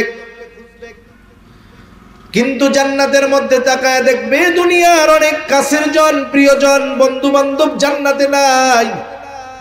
এইবার জান্নাতীরা পরস্পর আলোচনা করবে, কি ব্যাপার, দুনিয়া তো অমুক ভাই আমাদের সাথে ব্যবসা করতো, ওরে তো জান্নাতে দেখি না। আল্লাহ তাআলা সেই কথাই বলেন, ফি জান্নাতিন ইয়াতাসাআলুন। জান্নাতীরা এবার পরস্পর আলোচনা করবে মুজরিমদের ব্যাপারে, পাপীদের ব্যাপারে। কারণ তাফসীরের মধ্যে আসছে আল্লাহ তাআলা জান্নাতি আর জাহান্নামীদের মধ্যে দেখা এবং কথাবার্তার ব্যবস্থা আল্লাহ তাআলা করে দিবে। জান্নাতি জাহান্নামীকে দেখবে, জাহান্নামী জান্নাতীকে দেখবে। জান্নাতি যখন জাহান্নামের দিকে তাকায় দেখবে তার অনেক কাছের মানুষ জাহান্নামের কঠিন শাস্তি ভোগ করতেছে। এই দৃশ্য দেখে সে আল্লাহ তাআলার কাছে শুকরিয়া আদায় করে বলবে, আল্লাহ, দুনিয়ায় তো ওর সাথেই আমি চলতাম, আপনি যদি আমার প্রতি অনুগ্রহ না করতেন আল্লাহ, হয়তো আজকে আমাকেও ওর সাথে জাহান্নামে যাওয়া লাগতো। এইবার জাহান্নামী জান্নাতীকে দেখবে, জাহান্নামী জান্নাতীকে দেখবার পর এমনিই তো জাহান্নামের কঠিন আযাব, এইবার দেখার পর ওর মধ্যে আফসোস বেড়ে যাবে। আহারে, দুনিয়ায় যদি আমি ওর সাথে থাকতাম, সব সময় যদি ওর কথাগুলো মেনে চলতাম, তাইলে আমিও আজকে ওর সাথে জান্নাতের মধ্যে থাকতে পারতাম। এই আফসোস তার কষ্টের মাত্রাটাকে আরো বাড়ায়া দিবে। দুনিয়াতে এরকম অনেক আছে, মনে করেন পাশাপাশি দুইজন ব্যবসা করে, দুইজনের মধ্যে খুব খাতির, এক কাপ চা দুই বন্ধু মিলা ভাগ কইরা খায়, আছে না নাই? সিগারেটও খায়, আছে না? এই আমল তো করে। এমনি যাও না হোক, বন্ধু বান্ধব এক জায়গায় বসলে এই জাহান্নামের আলামত যাদের টানার অভ্যাস আছে, এটা গ্রুপ করে খায় খুব ভালো মতো। তা দুই বন্ধু এত খাতির যে এক কাপ চা আনলে দুইজনে আলাদা খাইতে পারে না, দুইজনে ভাগ করে খায়, এত মহব্বত। কিন্তু দুইজনের মধ্যে এক জায়গায় পার্থক্য, একজন নামাজের সময় হইলে নামাজে যায়, আর একজন যায় না। বন্ধু যখন ডাকে যে চলো বন্ধু নামাজ পড়ে আসি, কয় না আমার প্যান্ট পাক নাই, আছে না নাই? নামাজ যারা না পড়তে চায়, বুঝছেন, এদের অনেকগুলো বাহানার মধ্যে একটা বাহানা হইলো কি, আমার পোশাক পাক নাই। বেটা মুসলমানের পোলাপানের পেশাব এই পোশাক পাক না থাকে কেমন, আমি তো এটা বুঝি না। তার মানে এটা প্রস্রাব করে পানি নেয় না, প্রস্রাব করে পানি না নিলে, পরিষ্কার না করলে কি ক্ষতি হয় ডাক্তারদের কাছে জিজ্ঞাসা করবেন, বইলা দিবে কি কি রোগ হয়। এই যে বন্ধু নামাজের জন্য ডাকলো, ও গেল না, যতই খাতির থাক দুনিয়ায়, ওই নামাজি জান্নাতে যাবে, বেনামাজি জাহান্নামে যাবে, কোনো সন্দেহ আছে? এইবার আফসোসটা কি করবে? ওই আফসোস করবে, আরে ওই দিন যদি বন্ধুর ডাকে নামাজে যাইতাম, গুনার থেকে বাঁচতাম, সব সময় তো একসাথেই থাকতাম, ওই মুহূর্তগুলো যদি ওর সাথে কাটাইতাম, তাইলে আজকে আমিও ওর সাথে জান্নাতে থাকতে পারতাম। এই যে আফসোস, এটা তার কষ্টটাকে আরো বাড়ায় দেয়। এখন বলতে পারেন এটা আবার কেমনে বাড়ে, আফসোসে কষ্ট কেমনে বাড়ে? একটা উদাহরণ দিলে বুঝতে সহজ হবে। মনে করেন আপনি এক জায়গায় গেছেন, কক্সবাজারে গেছেন। এখন কক্সবাজারে যারা টুরিস্ট আছে সবাই তো আর ভালো না, কিছু আসে তো বেয়াদব, আসে না এরকম দুষ্টু প্রকৃতির লোক। এক গ্রুপ আসছে ওখানে, আপনার সাথে তাদের একটু কথা কাটাকাটি হয়েছে, ওরা সংখ্যায় বেশি, পাওয়ার দেখাইতেছে বেশি। মনে করেন আর আনফরচুনেটলি আপনাকে একটা বকা দিয়ে দিল। স্বাভাবিক, কেউ যদি বকা দেয় এতে একটু খারাপ লাগাটাই স্বাভাবিক, ঠিক কিনা বলেন? আপনাকে আমাকে কেউ বকা যদি দেয়, অপরিচিত কেউ দেয়, এই কষ্টটা সাময়িক সময়ের জন্য থাকবে, দেখবেন 1-2 ঘন্টা পরে এটা স্বাভাবিক হয়ে যাবে, আপনি এটা গোনায় ধরবেন না, কে না কে।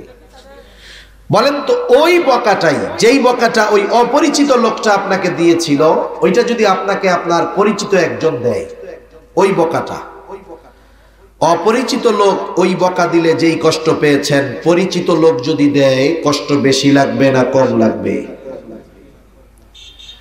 এভাবে করে স্টেপ বাই স্টেপ যাওয়ার পরে ওই বকাটা যদি আপনার সন্তান আপনাকে দেয়, বলেন তো এই বকাটা বিষাক্ত তীর হয়ে কলিজায় আঘাত করবে, ঠিক কিনা বলেন?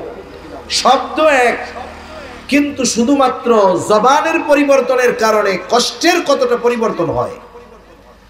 এই জন্য মানুষের আফসোস অনেক সময় তাকে পীড়া দেয়, কষ্ট দেয়। এই কষ্টের কারণে অশান্তি আসে। ওই জাহান্নামীও ওই যে আফসোস করবে, গেছিলাম না কেন, যদি যাইতাম এই কষ্ট পাইতাম। এই আফসোস তার কষ্টের অনুভবকে আরো বাড়ায়। দুজনের মধ্যে দেখা হয়ে গেল, এবার কথোপকথনের ব্যবস্থা করে দিবেন আল্লাহ।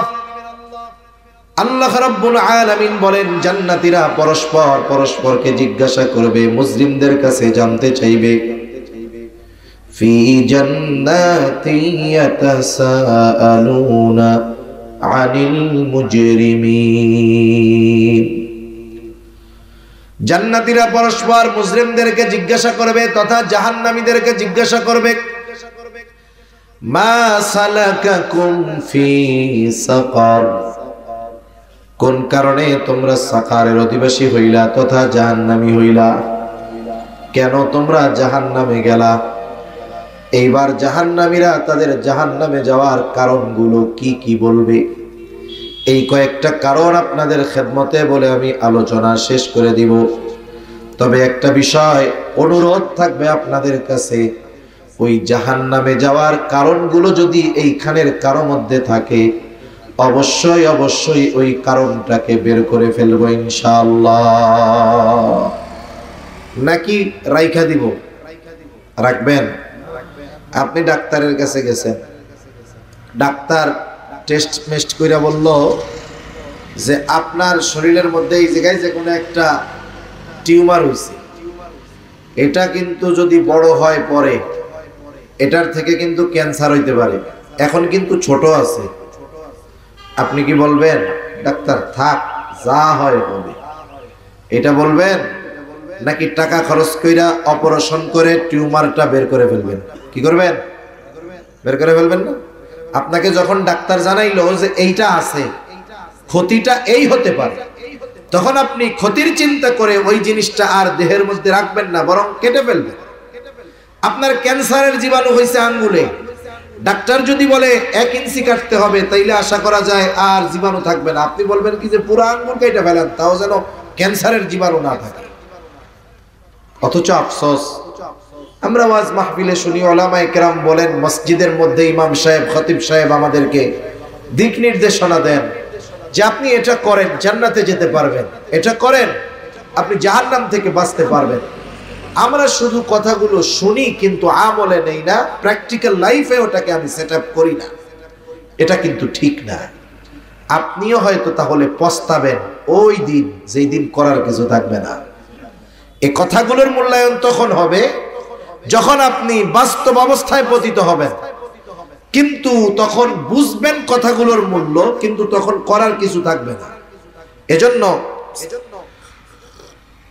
ওই সময়টা আসার আগে আমাদেরকে প্রত্যেককে নিজেকে নিজে শুধরে নিতে হবে ইনশাআল্লাহ।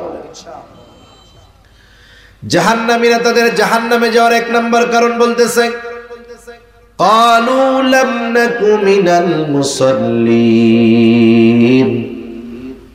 তারা বলবে আমরা জাহান্নামে আসার অন্যতম প্রধান 1 নম্বর কারণ আমরা মুসল্লি ছিলাম না। মুসল্লিকে সপ্তাহে একদিন জুমার দিন মসজিদে যে হাজিরা দেয় সে কিন্তু মুসল্লি নয়, বরং মুসল্লি হলো সে শত ব্যস্ততার মধ্যেও যার নামাজ বাদ যায় না। হাজারো ব্যস্ততা তার থাকতে পারে, কিন্তু সে নামাজের ব্যাপারে খুব সেনসিটিভ, সতর্ক। যখনই নামাজের সময় হয় সে যেখানে থাক আগে নামাজটা আদায় করে নেয়। অনাকাঙ্ক্ষিত অনিচ্ছায় সেটা ভিন্ন কথা, কিন্তু সুযোগ আছে এরপরে সে নামাজ পড়ে না, এটা কখনোই হয় না। এখন এই নামাজ হলো ঈমানের পরে সবচাইতে বড় ইবাদত। আপনি নামাজ বাদ দিয়ে জান্নাতে যাওয়ার আশা যদি কেউ করে তাহলে এটা বড় ভুল।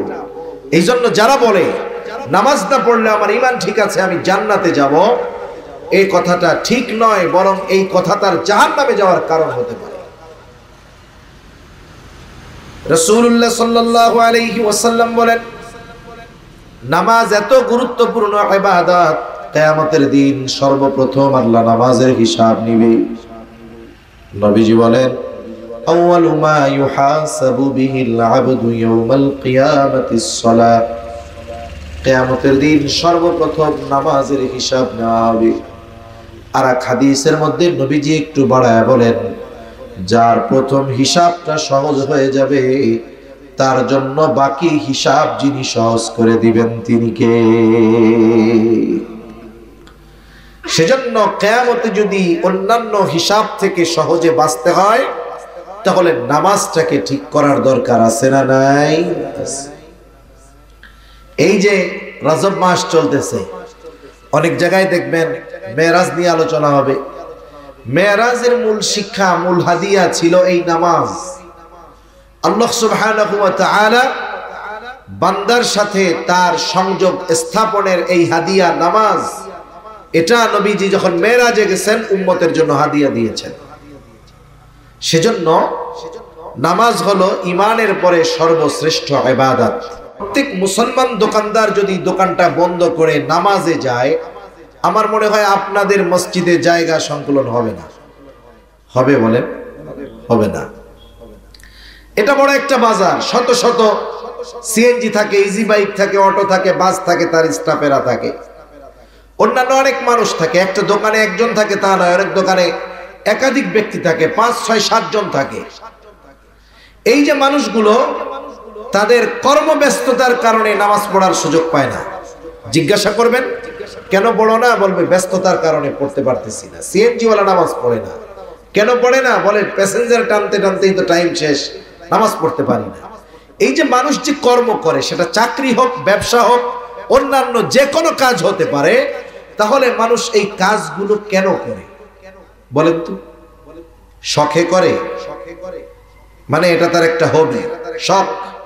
শখে করে, পয়সার জন্য করে। কিসের জন্য করে? আরবিতে যদি বলি রিজিকের জন্য করে। কয় না যে রুটি রুজি অর্জন করতেছি, এই রুজি তো আরবি শব্দটারে আমরা আর কি বলি ওইভাবে। রুজির জন্য করে, রিজিকের জন্য সে পরিশ্রম করে। এখন আপনারা তো আশা করি এখানে যারা আছেন সকলে মুসলমান। আমার কথাটা যদি জবান ঠিক থাকে একটু উচ্চারণ করে জবাব দিবেন উঁচু আওয়াজ।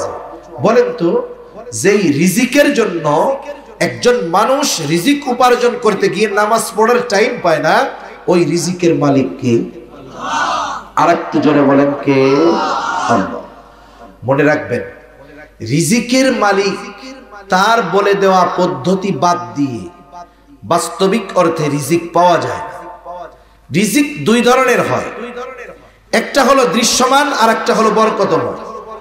এজন্য দেখবেন অনেকে মাসে 1 লক্ষ টাকা উপার্জন করে, সংসারে 3 জন, এই টাকা দিয়ে তার হয় না, বরং মাস শেষে টানাটানি লেগে যায়। আবার একই পরিমাণ লোক বেতন পায় 10,000 টাকা, দেখা যায় মাস শেষে তার আরো 2,000 টাকা এক্সট্রা তার থেকে যায়। ঠিক কিনা বলেন? এজন্য ফিগারের উপরেই যে রিজিক বরকত তা নয়, আল্লাহ তাআলা চাইলে কমের মধ্যে বরকত দিতে পারেন। এজন্য মানুষ যদি রাজ্জাকের ফর্মুলা বাদ দিয়ে রিজিক তালাশ করে, সে পেতে পারে, কিন্তু ওই পাওয়াটা বা ওই রিজিকটার মধ্যে কোনো বরকত থাকবে। এখন আসেন, নামাজ পড়লে আমাদের কি লাভ? দুনিয়ার লাভের কথাটা শুনি। আর নামাজ হলো এমন এক ইবাদত, এটা একা পড়লে হবে না। তো আপনার অধীনস্থ যারা আছে এদেরকেও নামাজি বানাতে হবে। একটা সময় শহর বা গ্রাম, প্রত্যন্ত অঞ্চল সব জায়গায় ছিল, মুরব্বীরা সকালবেলা উঠতেন, উঠে ঘরের সকলকে জাগিয়ে দিতেন নামাজের জন্য। যারা পুরুষ ছিল, প্রাপ্তবয়স্ক ছিল, এরা মসজিদে চলে যেত। মেয়েরা, মহিলারা উঠত, বরং আরো আগে মহিলারা উঠত। গ্রাম অঞ্চলে আমরা দেখেছি ছোটবেলাতে যে ফজরের নামাজ পড়ে পুরুষরা বাসায় আসার আগে আগে দেখা যাইত মহিলারা নামাজ পড়ে উঠান ঘর পরিষ্কার করে অলরেডি তারা কোরআন পড়া শুরু করে দিয়েছে। সময়ের বরকত ছিল।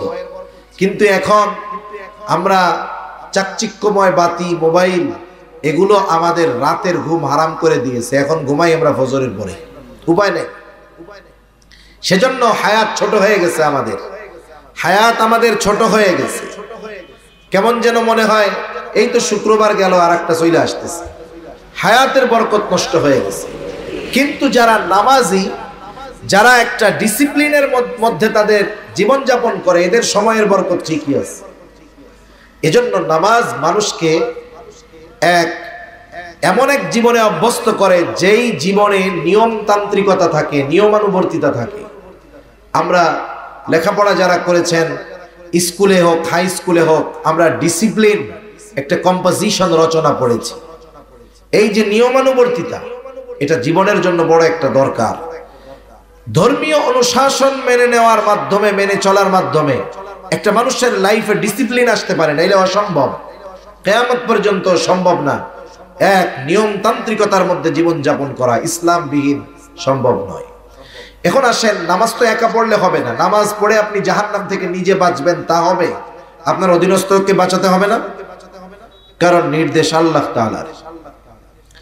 আল্লাহ তাআলা বলেন, ইয়া আইয়ুহাল্লাযীনা আমানু কু আনফুসাকুম ওয়া আহলিকুম নারা।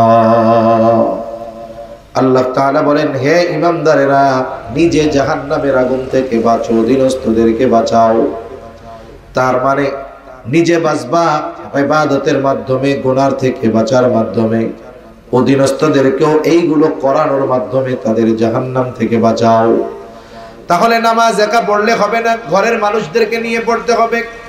আপনি যদি নামাজি হয়ে যান, আপনার ঘরের মানুষগুলো, আপনার সন্তান, আপনার স্ত্রী, আপনার কন্যা যদি নামাজি হয়ে যায়, লাভটা কি? আমার কথা নয়, আল্লাহ বলেন, ওয়া উমুর আহলাকা বিসসালাতি ওয়াসতাবির আলাইহা লা নাসআলুকা রিজকা নাহনু নারযুকুকা ওয়াল আকিবাতু লিত্তাকওয়া। আল্লাহ তাআলা বলেন, তুমি তোমার অধীনস্থ যারা আছে তাদেরকে নামাজের জন্য আদেশ দাও। ওয়া'মুর আহলাকা বিসসালাহ, তুমি তোমার অধীনস্থদেরকে নামাজের আদেশ দাও। ওয়াসতাবির আলাইহা, তুমিও তার উপরে অটল থাকো। তার মানে এই মুমিন, তুমি নিজে মুসল্লি হও, ঘরের মানুষদেরকেও মুসল্লি বানাও। আল্লাহ তাআলা কেমন আবেগ, দরদ, মোহাব্বত নিয়ে বলতেছে, বান্দারে, লা নাসআলুকা রিজকা, আমি আল্লাহ তোমার কাছে তো রিজিক চাই না, বরং তোমরা যদি নামাজি হয়ে যাও, তুমি নামাজি হয়ে যাও, তোমার ঘরের মানুষ যদি নামাজি হয়ে যায়, আল্লাহ তাআলা বলেন, নাহনু নারযুকুকা, তোমরা নামাজি হওয়ার কারণে আমি আল্লাহ তোমাদেরকে রিজিক দিয়া দিব। তাহলে যারা মুসল্লি, তাদের রিজিকের জিম্মাদারি নিয়েছেন কে? আল্লাহ। আমি একটু আগে বললাম, একজন 1 লাখ উপার্জন করে মাস শেষে আরো টানাটানি, আর একজন 10,000 পায় কিন্তু মাস শেষে তার আরো ডাইনে থাকে। আমি উদাহরণ অনেক কিছু দিয়ে দেওয়া যাবে, কিন্তু দৃশ্যমান একটা বিষয় নিয়ে আমি আপনাদেরকে বলি। আমাদের দেশে সবচাইতে সম্মানিত অবহেলিত, সম্মানজনক অবহেলিত লোক কারা জানেন? সম্মানজনক অবহেলিত কেন বললাম? সমাজে ইমাম সাহেবের সম্মান আছে না নাই? বলেন তো। এই ইমাম যদিও সমাজের সবচাইতে সম্মানিত, সমাজের বেস্ট অথবা বিগ স্যালারি তার না, সে যত মানের সম্মানিত, ঠিক তাকে আমরা দেওয়ার বেলায় ততটা অবহেলা করি। অথচ দেখা যাবে আপনি ফ্যামিলি প্ল্যানিং কইরা এক হালির মধ্যে সীমাবদ্ধ আছে। বুঝেন তো? ফ্যামিলি প্ল্যানিং বুঝেন? ফ্যামিলি প্ল্যানিং কইরা এক হালি, মানে 4 জনের মধ্যে আপনি আপনার জীবন গুছায় ফেলছেন, আপনি, আপনার স্ত্রী আর 2টা সন্তান। কিন্তু ইমাম সাহেবরা তো এটা করে না, কারণ ওরা বিশ্বাস করে দেয় আল্লাহ, যা হবে হবে। দেখা যাবে ওনারা সব মিলাইয়া হাফ ডজন, 4 বাচ্চা কাচ্চা, ওনারা 2 জন। আপনি মাস শেষে 50,000 টাকা পান, আপনার চলে না। ইমাম সাহেবের বেতন কত? 10,000 টাকা। এখন এই লোকের চলে কেমন? আল্লাহই জানে চলে কেমনে। কিন্তু চলার কারণ যদি কোরআন সুন্নাহর আলোকে বিশ্লেষণ করা হয় তাহলে দেখা যাবে দুনিয়ায় কোনো ইমামের ঘরে এমন বউ নাই যেই বউ, ইমামের ওয়াইফ নামাজ পড়ে না, বেনামাজি, এরকম একটা ইমামের ওয়াইফ আপনি দেখাতে পারবেন না। ঠিক কিনা বলেন? আর আমি চ্যালেঞ্জ দিয়ে বলতে পারবো আপনাদের এইখানে অনেক মানুষ এমন আছে যে 5 ওয়াক্ত নামাজ পড়ে কিন্তু তার ওয়াইফ 5 ওয়াক্ত নামাজ পড়ে না। আছে না নাই? সেজন্য কোন ইমামের ঘরের ওয়াইফ, স্ত্রী কখনো বেনামাজি হয় না। ইমামের ঘরে যারা থাকে প্রত্যেকেই নামাজি হয়। ইমামের মেয়েটা কখনো বেনামাজি হয় না। ইমাম সাহেবের মেয়েটা বেপরদায়, সে বাহিরে আসে না। ইমামের ছেলেটা কখনো বেনামাজি হয় না। বরং ওই ইমামের ঘরে যদি ছোট ছোট নাবালক বাচ্চারাও থাকে, ওরাও পাক্কা নামাজি হয়ে যায়। আর যেই ঘরে সকলে নামাজি, ওই ঘরের রিজিকের জিম্মাদারি নেওয়ার ঘোষণা যিনি দিয়েছেন তিনি কে? মাঝে মধ্যে অনেক সময় অনেকে প্রবাস থেকে আমাদের কাছে মেসেজ দেয়, মাঝে মধ্যে হোয়াটসঅ্যাপে দেয়, হুজুর দোয়া করেন, এত টাকা ইনকাম করি হুজুর, বরকত নাই। বরকত নাই কেন? কিছু করো নাকি? কারণ বিদেশে যারা থাকে এদের 2 ধরনের বদ অভ্যাস থাকে, 3 ধরনের বদ অভ্যাস থাকে। কয় ধরনের? 3 ধরনের। একটা হলো হয়তো নারী ঘটিত প্রবলেম থাকে, ওখানে সে তার সব উপার্জন ব্যয় করে ফেলে। অথবা তার জুয়া খেলার অভ্যাস থাকে, ওখানে সে তার সব উপার্জনকে ব্যয় করে ফেলে। অথবা তার ড্রিঙ্কস মদ্যপানের অভ্যাস থাকে, ওখানে সে তার সব ব্যয় করে ফেলে। তা আমি জিজ্ঞাসা করি কয়েকটা, এরকম তোমার কি বদ অভ্যাস আছে? না হুজুর, কোনো বদ অভ্যাস নাই। তাহলে কত ইনকাম করো? বলে হুজুর লাখখানিক তো কামাই করি। তোমার খরচ কত? বলে খাওয়া মালিকের, থাকা মালিকের, আমার কোনো খরচ নাই। এই টাকা দেশে পাঠাই, এরপরেও থাকে না। নামাজ কালাম পড়োনি ঠিক মতো? হুজুর নামাজ কালাম পড়ি, বিড়ি সিগারেট, কোনো বদ অভ্যাস নাই। আপনাকে ওয়াজ মাহফিল টাহফিল শুনি, কোরআন শরীফ পড়ি, এই পড়ি সেই পড়ি। তা কয়েকজনকে জিজ্ঞাসা করছে, তুমি তো খুব ভালো বুজুর্গ, বুঝলাম, তোমার বাড়ি বাড়ির কি খবর? কয় হুজুর এই কথা আর বললেন না। তাহলে কোন এরপরে ও কি বলতে চায়? আমি হুজুরের কি বুঝতে বাকি আছে? নামাজের খবর নাই, বাচ্চা কাচ্চা গুলাও সব ওই রকম উশৃঙ্খল। আমি বলি শোনো, তুমি তো ছিদ্র কলসে পানি ঢালতেছ, কিয়ামত পর্যন্ত ডালবা, ও কলস মাগার তুমি ভরতে পারবা না। ঠিক কিনা বলেন? তোমার তো বরকতের থলে শূন্য হয়ে গেছে। ওই বেনামাজি গুলো তোমার বরকতকে ছিনিয়ে নিয়েছে, কাজ হবে না। এজন্য ঘরের মানুষ নামাজি হলে বরকত। আপনি ব্যবসা করতেছেন, আপনি শুধু মনে করেন যে আমার সেল বাড়লেই মনে হয় লাভ বেশি হবে, তা না। আপনি যেহেতু নামাজি, ঘরের মানুষগুলাকে বলেন তোমরাও যদি নামাজি হও, মেয়েটাকে বলেন বাবা তুমিও যদি নামাজ পড়ো, ছেলেটাকেও বলেন তুমিও যদি নামাজ পড়ো, আশা করা যায় তোমরা নামাজি হওয়ার কারণে আল্লাহ তাআলা আমার উপার্জনে বরকত দিয়ে দিবে। আরো অনেক কথা তো বলা যেত। এখন বলেন নামাজি হলে দুনিয়ার লাভ আছে না নাই? দুনিয়ার মানুষের যদি রিজিকের চিন্তা না থাকে, আর কোনো চিন্তা নাই। আমার যদি কেউ বলে যে হুজুর এই দুনিয়ায় আপনার যখন যেটা প্রয়োজন আপনার আর আপনার পরিবারের আমি ব্যবস্থা করে দিব, আচ্ছা, এরপরে যদি আমারে বলে আপনার কাম হইল শুধু মসজিদে বসে থাকা আর বাসায় আসবেন মসজিদে যাবেন, এই ছাড়া আর কোনো কাম নেই, আমি এক পায়ে খাড়া। কারণ দুনিয়ার মানুষের সবচাইতে বেশি চিন্তা তার জীবন উপকরণ নিয়ে। রিজকের বাংলা অর্থ হলো জীবন উপকরণ। অথচ আল্লাহ বলেন বান্দা নামাজি হয়ে যাও, তোমার এই জীবন উপকরণের ব্যবস্থা আমি আল্লাহ করে দিব। সুবহানাল্লাহ বলেন। তাহলে নামাজ পড়লে দুনিয়ার লাভ আছে না নাই? আছে। যারা পড়েন তো আলহামদুলিল্লাহ, যারা পড়েন না নিজেরা শুরু করেন, ঘরের মানুষগুলোকে নিয়ে একসাথে শুরু করেন, ইনশাআল্লাহ বরকতের দুয়ার আল্লাহ খুলে দিবে।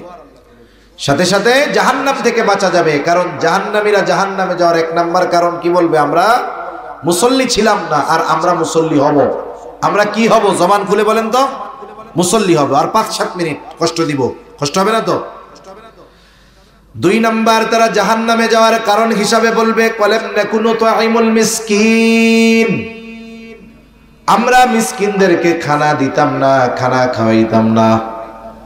সাধারণ মানুষকেও খানা খাওয়ানো ফজিলতের কাজ।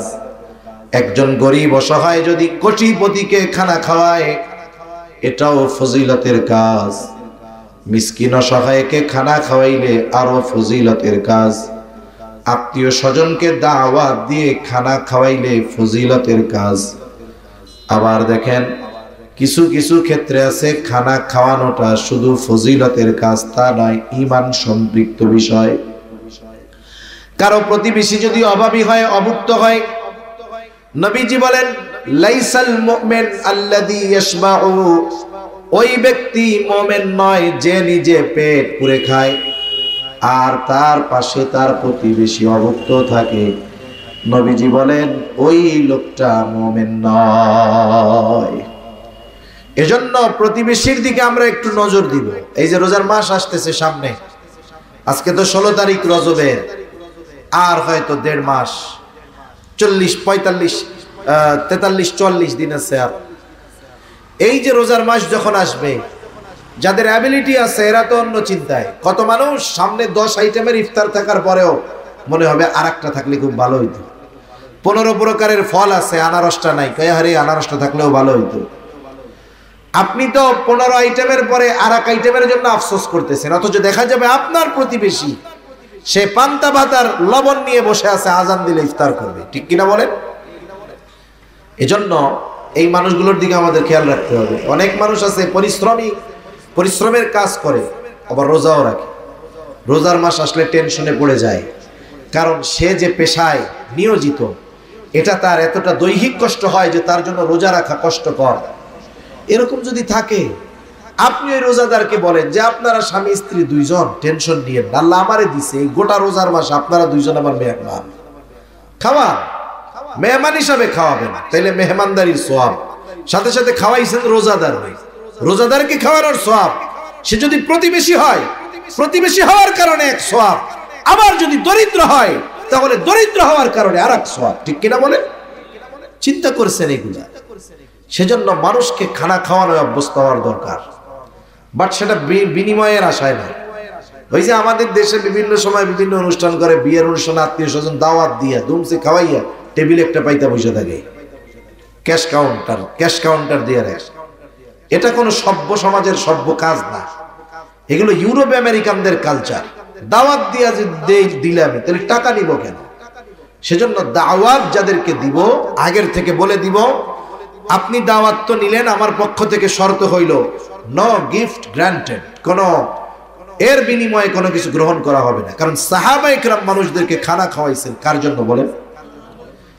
তারা কি বলতো খানা খাওয়ায় জানেন? তারা বলতো ইন্নামা নুতঈমুকুম লিওয়াজহিল্লাহি লা নুরিদু মিনকুম জাযাআন ওয়ালা শুকুরা।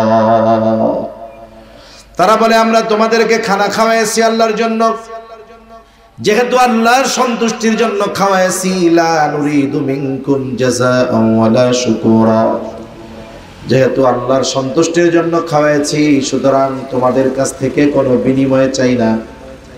অনেক সময় আমরা মানুষের কাছে আশা করি তার একটা উপকার করলাম, কমপক্ষে আমারে ধন্যবাদ তো দিবে।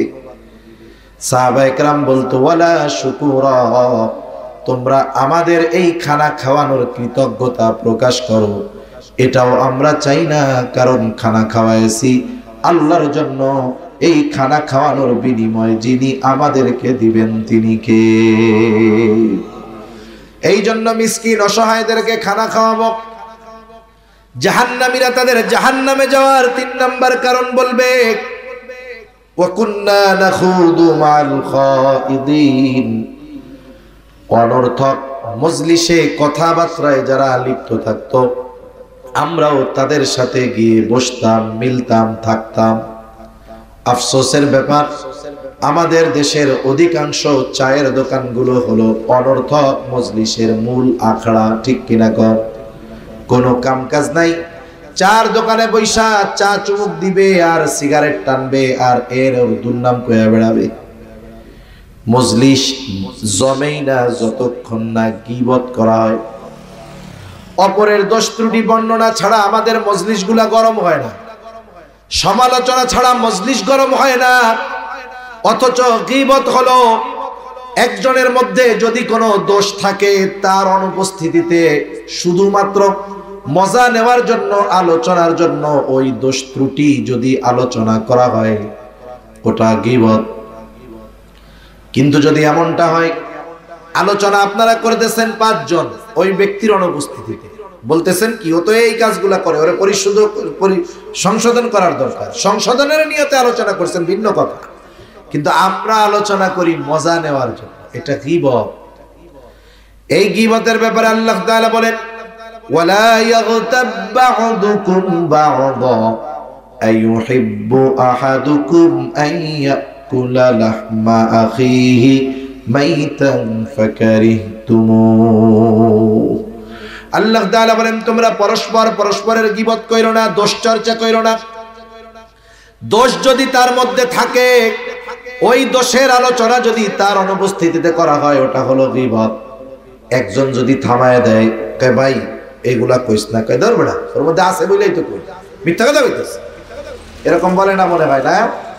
এই এলো কি করলো দেখেন, গুনাহও করতেছে আবার অহংকারও করতেছে, এটারে বৈধ মনে করতেছে। গীবত করা কবিরা গুনাহ, এটাকে যদি বৈধ মনে করে তাহলে তো ঈমানই থাকবে না। সেই জন্য আল্লাহ বলেন ওয়ালা ইয়াগতাব বা'দুকুম বা'দা, তোমরা পরস্পরের দোষ চর্চা কইরো না। আইয়ুহিব্বু আহাদুকুম আইয়াকুলা লাহমা আখিহি মাইতা, তোমরা কি তোমাদের মৃত ভাইয়ের গোশত খাওয়াকে পছন্দ করো নাকি? আল্লাহ বলেন ফাকারিহতুমুহ, অথচ ওইটা তোমরা অপছন্দ করো। তাহলে এই গীবত করার মাধ্যমে কেমন যেন তোমরা তোমাদের মৃত ভাইয়ের গোশত খাও। যদি দোষ থাকে গীবত, না থাকলে অপবাদ। এজন্য এই ধরনের মজলিসগুলা থেকে আমরা বেঁচে থাকবো। দুনিয়ার অনেক মানুষের এই চায়ের দোকানের বা এই অহেতুক আড্ডাগুলো জাহান্নামে যাওয়ার কারণ। এই যে সময়গুলো চায়ের দোকানে বসে বসে কাটায়া দিচ্ছে, এই সময়ের মূল্য বুঝবে চোখ বন্ধ হইলে, কিন্তু করার কিছু থাকবে না তখন। দুনিয়ায় যারা হায়াতকে কাজে না লাগাবে ওই মানুষগুলো মরার পরে আফসোস করে। তাদের আফসোসের খবর আমরা শুনি না, কিন্তু শুনে কে? যে শুনছে সেই বলতেছে। মরার পরে যারা সময় কাজে লাগায় না, নামাজ কালাম পড়ে নাই, ভালো কাজ করে নাই, সম্পদ ছিল দান সাদকা করে নাই, ওরা আফসোস করে। আফসোস করে কি বলে? আল্লাহর কাছে বলে ফায়াকুল রাব্বি লাউলা আখরতানি ইলা আজালিন করিব ফাআসাদদাকা ওয়া আকুম মিনাস সালিহিন। আফসোস করে বলে ও আমার রব, আমাকে আবার একটু অবকাশ দেন, দুনিয়ায় যাওয়ার মতো সুযোগ দেন। লাউলা আখরতানি, যদি আমার একটু আবার দুনিয়ায় যাওয়ার সুযোগ দিতেন। ফাআসাদদাকা ওয়া আকুম মিনাস সালিহিন, আমি আমার সম্পদ থেকে দান সাদাকা করতাম, দ্বীনি কাজে ব্যয় করতাম, আর ভালো কাজ করে আমি সৎকর্মশীলদের দলভুক্ত হয়ে যাইতাম।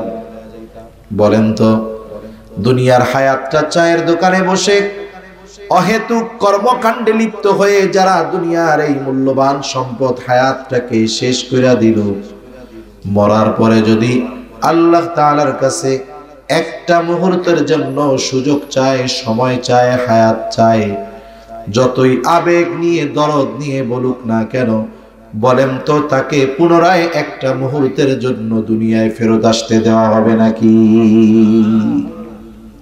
এজন্য ওয়াজ শুধু আলোচনা শুধু শুনতে হয় তা না, এগুলো নিয়ে ভাবতে হয় যে আমি কি আমার এই হায়াতকে যথাযথভাবে কাজে লাগাচ্ছি কিনা। এগুলো বাসায় গিয়ে মাথার সাথে বালিশের সাথে মাথা লাগা একটু ভাববেন যে আমি যদি আজকে মারা যাই তাহলে আমি কি আল্লাহর সামনে আমার বিগত হায়াতের জবাব দিতে পারবো কিনা। আপনি যদি মনে করেন যে না পারবো, কোনো অসুবিধা নেই, তাহলে তো আপনি আল্লাহর ওলি। আর যদি চিন্তা করে দেখেন যে না আমার অবস্থা তো এরকম নাই, তাইলে আপনি কামব্যাক করেন, আপনি ডাইভার্ট করেন, আপনি টার্ন নেন, লাইফ ঘুরান, নাইলে জীবন শেষ। ওই আফসোস করার আগে যেই সম্পদ আমার আপনার কাছে আছে এই সম্পদের মূল্যায়ন করতে হবে। 4 নম্বর তারা বলবে ওয়া কুন্না নুকাদ্দিবু বিয়াউমিদ্দিন, আমরা কিয়ামতের দিবসকে অস্বীকার করতাম। এভাবেই চলছে দুনিয়া। এক সময় হায়াত ফুরায় গেল, হাত্তা আতানাল ইয়াকিন। দৃঢ় সত্যের আগমন ঘটলো, অর্থাৎ মৃত্যু চলে আসলো, দুনিয়ার জীবন শেষ হলো। আমরা তওবা করতে পারলাম না, ঈমান আনতে পারলাম না, দৃঢ় সত্যের আগমন ঘটলো, মৃত্যুবরণ করলাম। আর আল্লাহ তাআলা বলেন, যেই মানুষগুলো অবকাশ পাওয়ার পরেও, সুযোগ পাওয়ার পরেও নামাজি হলো না, ভালো কাজ করলো না, সময়কে কাজে লাগালো না, আমার কাছে কিয়ামতে জবাবদিহিতা করতে হবে এই ব্যাপারে যথাযথ প্রস্তুতি গ্রহণ তারা করলো না। এই কারণে এরা তো জাহান্নামী। শুইনা নাও, ফামা তানফাউহুম শাফাআতুশ শাফিঈন। এই মানুষগুলোর ব্যাপারে কোনো সুপারিশকারীর সুপারিশ গ্রহণ করা হবে না। আমাকে আপনাকে যেন এই দলের দলভুক্ত না হতে হয়, এজন্য আমার যত ব্যস্ততা থাক, আমি 5 ওয়াক্ত নামাজ পড়বো তো ইনশাআল্লাহ। সাথে সাথে ঘরের মানুষদেরকে নামাজি বানাবো, লাভ হবে। যারা প্র্যাকটিসিং মুসলমান, 5 ওয়াক্ত নামাজ যারা পড়ে, যাদের ঘরের মানুষ নামাজি, আপনি তাদের সাথে এগুলো শেয়ার করবেন, দেখবেন তার প্র্যাকটিক্যাল বাস্তব জীবনে সে কতটা সুখী, সে কতটা ডিপ্রেশন মুক্ত, আপনি তার সাথে আলোচনা করলে বুঝতে পারবেন। এজন্য বেনামাজি আর নামাজির অবস্থা একরকম নয়। সেজন্য আমরা নামাজি হব, নিজে নামাজি হব, ঘরের মানুষদেরকে এই ব্যাপারে সর্বোচ্চ গুরুত্ব দিব। 2 নাম্বার, প্রতিদিন কিছু না কিছু সাদাকা করার চেষ্টা করব। অসহায় দরিদ্র মানুষ অনেক সময় আমার আপনার কাছে চায়।